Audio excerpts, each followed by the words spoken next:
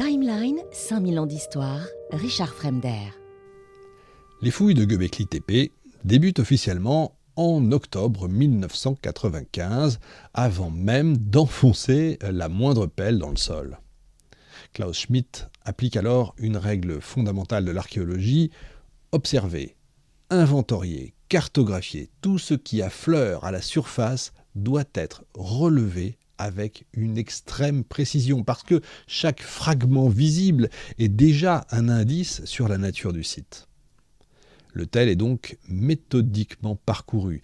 Les milliers d'outils et d'éclats de silex sont catalogués. Ils témoignent d'une activité humaine intense, mais paradoxalement, rien ne ressemble à un habitat. Il a beau regarder, rien ne ressemble à un habitat. Pas de foyer, pas de four, pas de traces de vie quotidienne.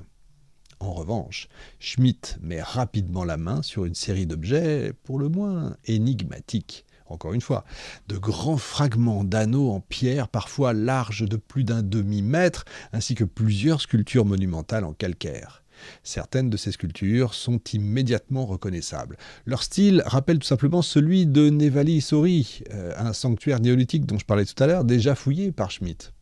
Mais ici, leur concentration et leur variété sont absolument sans équivalent. Parmi elles, une dalle représentant un animal sculpté en haut relief retient particulièrement l'attention. L'animal est couché, à plat ventre, les quatre pattes étendues, la gueule et les dents parfaitement visibles. Le naturalisme est même saisissant. La pierre a été soigneusement travaillée sur toutes ses faces. Rien dans cet objet n'évoque une simple décoration. Et d'autres découvertes viennent renforcer cette impression troublante. Un masque en pierre, probablement détaché d'une statue plus grande, un visage grossièrement sculpté, concave à l'arrière, qui peut être interprété comme un masque monumental. Ce type d'objet n'est pas isolé dans le monde néolithique. Des masques similaires, on en a découvert sur d'autres sites du Levant, notamment à Nahal Emar ou à Basta. Göbekli Tepe s'inscrit donc, si vous voulez, dans une logique, dans un univers symbolique, mais plus large, mais il en pousse les formes à une échelle absolument inédite. La découverte la plus dérangeante est certainement celle d'une sculpture représentant un homme au pénis en érection. Bon, c'est pas ça qui est dérangeant, évidemment. Il s'agit en fait d'un protomée ityphallique, comme on dit, un protomée ityphallique, dont le corps et les bras ont été volontairement sectionnés. Eh bien, cette figure, déjà déposée depuis longtemps au musée d'Urfa, prend ici tout son sens. Elle ne relève pas de l'anecdote ou de l'obscène. Elle s'inscrit tout simplement dans un ensemble cohérent de représentations qui sont liées à la fécondité, à la puissance vitale et peut-être même à la mort. Alors peu à peu, un constat s'impose. Göbekli Tepe n'est pas une implantation comparable au premier village du néolithique, comme ce serait le cas à Satal Oyuk, par exemple. Pardon pour la prononciation. Il ne s'agit pas d'un espace domestique ponctué de bâtiments culturels. Ici, c'est vraiment l'inverse. Tout le site semble avoir été, si vous voulez, conçu comme un espace rituel sans zone profane clairement identifiable. Et cette impression est confirmée quand Schmidt décide d'ouvrir une fouille d'essai sur la pente sud-est du Tel, à l'endroit même où des paysans avaient récemment creusé une grande fosse.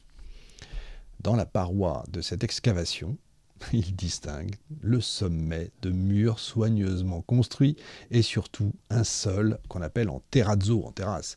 Cette découverte est capitale. Le terrazzo, c'est une technique complexe qui nécessite une parfaite maîtrise des matériaux et du temps de travail. Elle consiste à mélanger des éclats de calcaire à un mortier, à laisser durcir l'ensemble et puis à polir la surface jusqu'à obtenir un sol parfaitement lisse. Et jusqu'alors, cette technique était quand même réputée n'apparaître qu'à l'époque romaine. Or, à Göbekli Tepe, elle est utilisée plus de 10 000 ans plus tôt. Je dis bien 10 000 ans plus tôt. Très rapidement, les ouvriers dégagent alors plusieurs niveaux de construction superposés, des murs en pierre, des orthostates, comme on dit, dressés de champs, et pas moins de 4 sols en terrazzo distincts. Or, sur les autres sites néolithiques connus, ce type d'aménagement est réservé aux bâtiments qu'on appelle, encore une fois, des bâtiments spéciaux, c'est-à-dire aux espaces rituels.